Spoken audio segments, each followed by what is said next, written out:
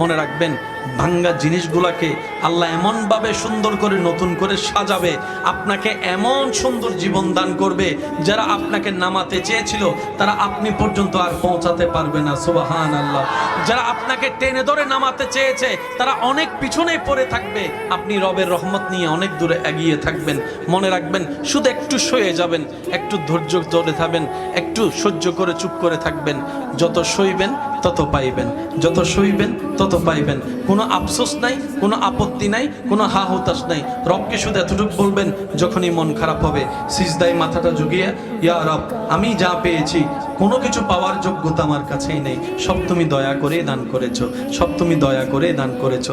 একটা জিনিস পাওয়ার যোগ্যতা আমার নাই, এই চোখ পাওয়ার মতো যোগ্যতা আমার কাছে নেই, এই কান শোনার মতো কান আমার কাছে নেই। আল্লাহ, কোনো কিছুরই পাওয়ার যোগ্যতা নাই, তুমি দয়া করে দেখার জন্য দুইটা চোখ দিয়েছো, তোমার দরবারে শুকরিয়া। সুবহানাল্লাহ।